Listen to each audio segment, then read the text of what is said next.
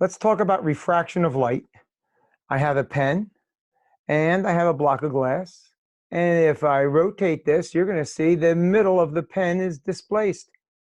Something's happening with the image. The light is bending as it goes through the block of glass. Well, let's say everything down here is glass, and up here we have air. And for all practical purposes, air is much less dense than glass. We can consider it to be like a vacuum. Imagine what will happen if a ray of light coming from the air strikes the glass.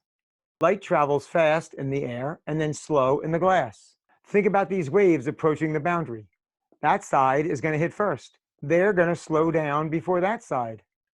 It's going to bend to the right. Picture the marker as a wavefront.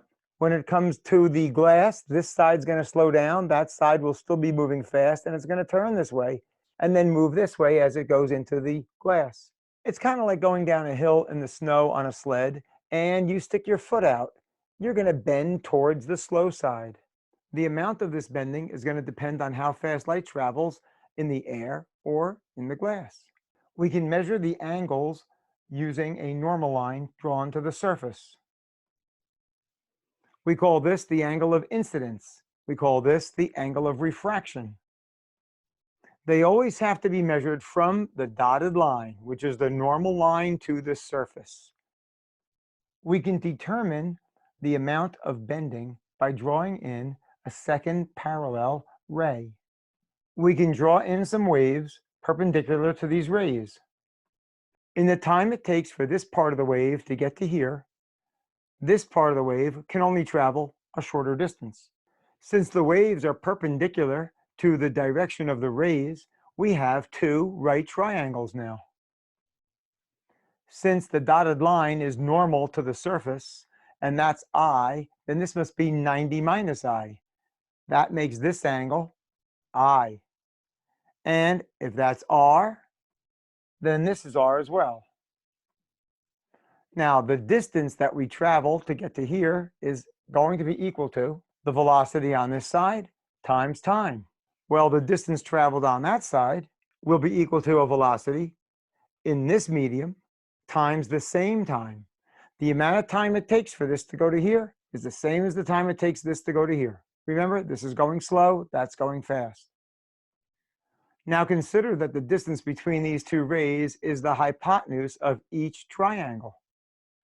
We can now set up the trigonometry to pull these two formulas together. Well, if we take the hypotenuse and multiply by the sine of this angle, we'll get the opposite side, and that's d1. That's v1 times t equals h sine I. Well, we can do the same thing down here for d2. That distance is going to be equal to h sine r. We can just rearrange this, solve for h, for both of them. Now set them equal to each other. Those t's are the same, so we can cancel them out, and then set this up as a ratio of the velocities. Now, isn't that interesting? The amount of bending is going to be due to the ratio of the velocities. The more the velocity slows down, the bigger the difference in this angle. If the light is coming in from a vacuum, v1 will be the speed of light. This ratio is called the index of refraction. The index of refraction depends on the density of the material when leaving a vacuum and traveling into that medium. This equation is known as Snell's law. Now, we derived this equation for going from fast to slow. That's the speed of light, that's the slow medium. Well, we don't need to call it 2. It's just the velocity of light in that medium. That's the index of refraction for this medium. The object will emit light in all directions.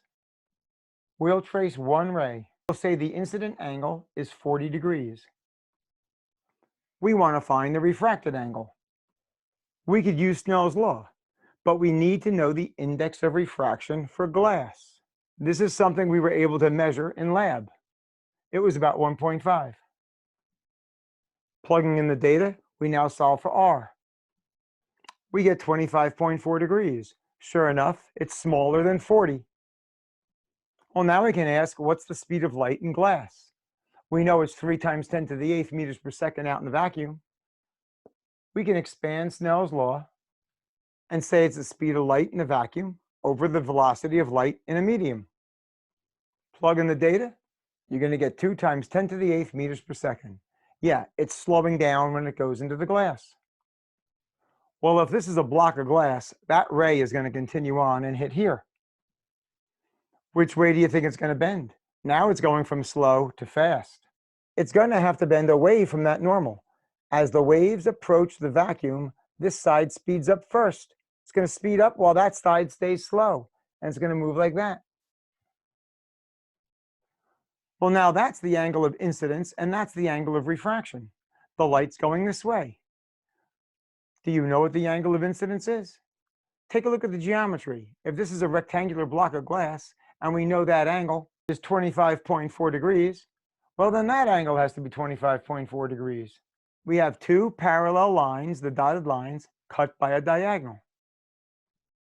What do you think that angle is going to be? Now, if we set up Snell's law, we have to remember that it was derived going from fast to slow. Well, look at the diagram. We're now going from slow to fast. We have to imagine we're going the other way then to set up the formula to use it.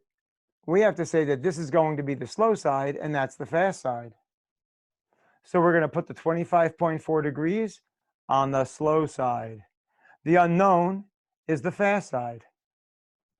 Now, I know that seems very confusing, but the way I remember it is fast to slow. I don't even talk about I and R. Yeah, technically that's the incident angle and that's the refracted angle. I think of them as slow and fast. You're going to see I and R in lots of books, but I like to think of it as fast and slow, and then I always remember to set it up going from fast to slow. Do the math and you're going to get 40 degrees. Well, that makes sense. The light slows down, and then the light speeds up by the same amount. Now, what's all this mean for the image of the pen? When the light enters my eye, I think this light has come from back here. My mind just traces this light back to a point of origin, which we call the image. So it appears that the object has been shifted over.